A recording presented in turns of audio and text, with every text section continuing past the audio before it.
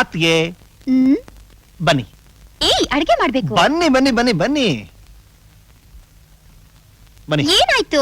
ಕೂತ್ಕೊಳ್ಳಿ, ಆರಾಮಾಗಿ ಕೂತ್ಕೊಳ್ಳಿ. ಇವತ್ ನಿಮ್ ಅಡಿಗೆ ಮನೆ ಕೆಲಸ ಅಲ್ಲ, ನಾನ್ ಮಾಡ್ತೀನಿ. ಏಯ್, ನಿನಗೆಲ್ಲಿ ಬರುತ್ತೆ ಅಡಿಗೆ ಮಾಡಕ್ಕೆ? ಬರ್ದಿದ್ರೆ ಏನಂತೆ, ಇದ್ದೇ ಇದೆಯಲ್ಲ ಟಿವಿ. ಇವತ್ತು 1:15 ಹೊಸ ರುಚಿ ಕಾರ್ಯಕ್ರಮದಲ್ಲಿ ಚಿಕನ್ 65 ಹೇಗ್ ಮಾಡೋದು ಅಂತ ಹೇಳ್ಕೊಡ್ತಾರೆ. ಅದನ್ನ ಕೇಳಿ ಮಾಡ್ತೀನಿ ನೋಡಿ. ಬಂತು ನೋಡಿ, ಇವತ್ತು ಒಂದಿನ ಮಾಡ್ತೀನಿ ಅಷ್ಟೇ. ಆಮೇಲೆ ಅಡಿಗೆ ಟೇಸ್ಟ್ ಇಷ್ಟ ಆಗಿ ಮತ್ತೆ ಮತ್ತೆ ಮಾಡೋದು ಕಂಪಲ್ ಮಾಡಬಾರ್ದು.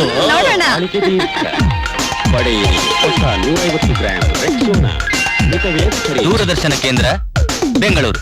ನಮಸ್ಕಾರ. ನಮಸ್ಕಾರ. ಇವತ್ತು ಕುಮಾರಿ ಲತಾ ಅವರು ಯೋಗಾಸನದ ವಿವಿಧ ಆಸನಗಳ ಬಗ್ಗೆ ವಿವರಿಸುತ್ತಾರೆ. ಅದಕ್ಕೆ ಚಾನೆಲ್ ಚೇಂಜ್ ಮಾಡಿ ನೋಡಿ, ಬೇರೆ channel ಬರ್ತಿರ್ಬೇಕು.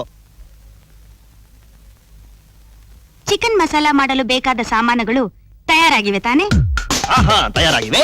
Salt, salt, pepper, pepper, ಶುಂಠಿ, ಶುಂಠಿ, ಈರುಳ್ಳಿ. ಈರುಳ್ಳಿ.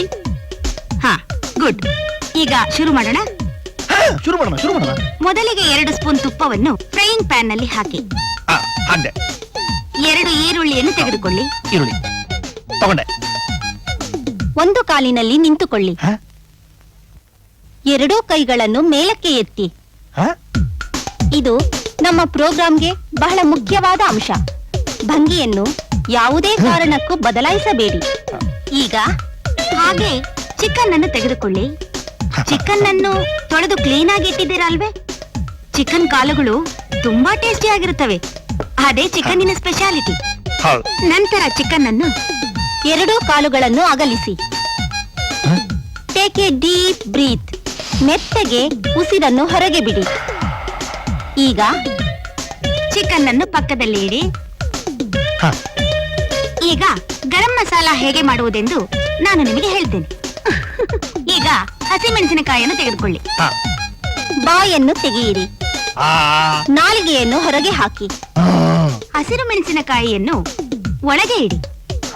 ಮುಚ್ಚಿ.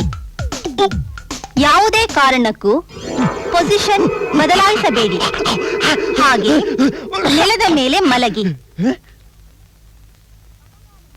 ಬಲಗಾಲನ್ನು ಮೇಲಕ್ಕೆ ಎತ್ತಿ, ಎಡಗಾಲನ್ನು ಮೇಲಕ್ಕೆ ಎತ್ತಿ. 2 ಕಾಲುಗಳಿಂದ ಈರುಳ್ಳಿಯನ್ನು ತೆಗೆದುಕೊಂಡು ಆ ಈರುಳ್ಳಿಯನ್ನು ಫ್ರೈಯಿಂಗ್ ಪ್ಯಾನ್ ಅಲ್ಲಿ ಹಾಕಿ. ಈರುಳ್ಳಿ ಕೆಂಪಗಾಗಿದೆಯೇ ಎಂದು ಗಮನಿಸಿ. ಇಲ್ಲಿಂದ ಹೆಂಗ್ ಗೊತ್ತಾಗುತ್ತೆ? ಮೆಲ್ಲಗೆ ಮೆಲ್ಲಗೆ ಮೇಲ್ ಬನ್ನಿ. ಮೆಲ್ಲಗೆ 2 ಕೈಗಳನ್ನು ತೊಡೆಯ ಮೇಲೆ ಇಡಿ. ಈಗ ಟೇಕ್ ಎ ಡೀಪ್ ಬ್ರೀತ್. ಈಗ ನಿಮ್ಮ ಕಣ್ಮುಂದೆ ಕಾಣುತ್ತಿರುವುದು ಸ್ವಾದಿಷ್ಟವಾದ chicken masala. Chicken masala ready.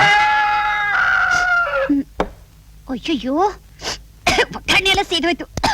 ನೀನ್ ಅಡಿಗೆ ಮಾಡಿದ್ ಸಾಕು, ಬಾ. ಕೂತ್ಕೋ ಸುಮ್ನೆ. ಚಿಕನ್ 65. ಅಪ್ಪ, ನೀನ್ ಅಡಿಗೆ ಮಾಡಿದ್ ಸಾಕು, ನಾನೇ ಮಾಡ್ತೀನಿ. ಅದಕ್ಕೆ ನಿಮ್ಗೆ ಬೇರೆ ಏನಾರು ಹೆಲ್ಪ್ ಮಾಡ್ಲಾ?